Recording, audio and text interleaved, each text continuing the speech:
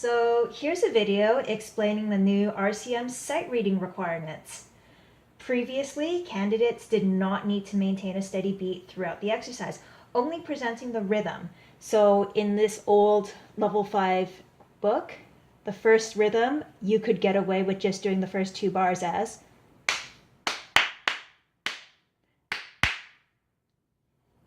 Now, they're required to maintain a beat and the rhythm at the same time.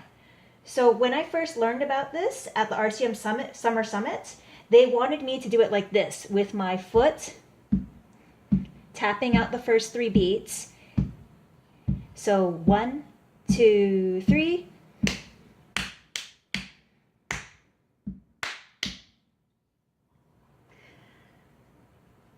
And I found that when I teach my students this, they end up doing 1, 2, 3.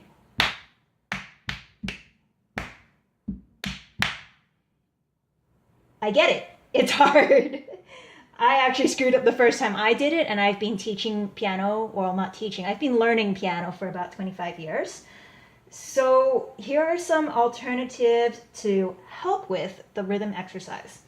First, it's absolutely okay to count out loud during the exercise. The RCM requires you to physically maintain the beat while doing pretty much whatever works for you. You can tap your foot, you can hit your thigh, but you have to maintain that physical audible beat. They don't allow you to just count without the physical beat, so you can't count yourself in going 1, 2, 3, 1, 2, 3. You need to be doing something. I also prefer to count with half beats. So instead of counting 1, 2, 3, I tend to count 1 and 2 and 3 and, because it forces me to slow down and not rush in case something unexpected comes up.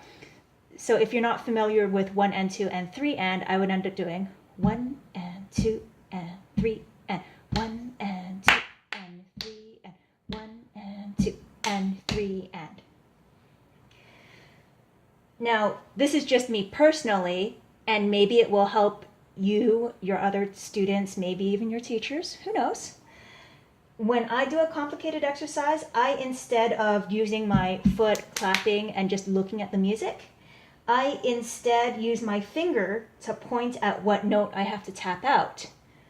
So to show you what I mean, I'd go 1 and 2 and 3 and 1 and 2 and 3 and 1 and 3 and.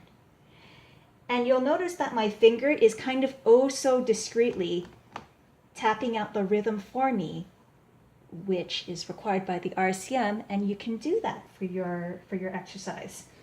I like to do this because my finger then keeps my place for me instead of my eyes struggling to look at the whole thing.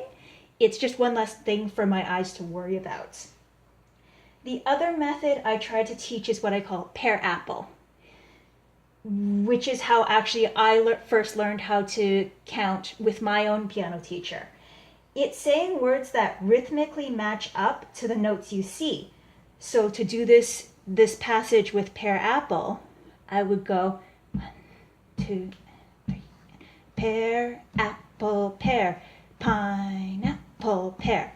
Pear, apple, apple, pear, rah, rah. I'll admit that I don't have a lot of success teaching it with my students because most of them find it kind of ridiculous sounding, which I understand. They're also pretty shy about talking in front of the examiner or adjudicator, which I also understand.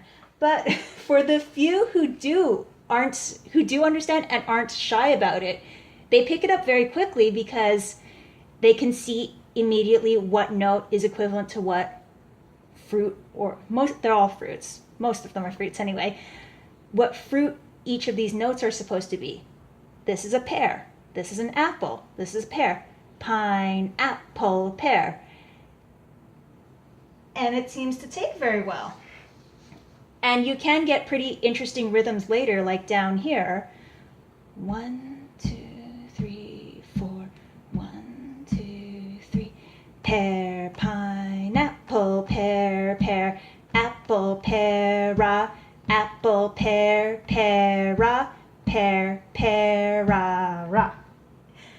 So if you're interested in learning this method, I do have this chart. Does this print show up? Here we go. I do have a picture showing all the different words I use. Pear, pear, pear. Apple, pineapple. And you'll see the eighth note is just a pull from the end of apple or pineapple. Cherry is to emphasize the long note at the beginning. Watermelon, strawberry, very good. And tomato actually spreads out quite nicely over one beat. If you have any comments or questions, you can always leave me a comment and I will try to get back to you as quickly as reasonably possible. And I hope this helped you. Good luck.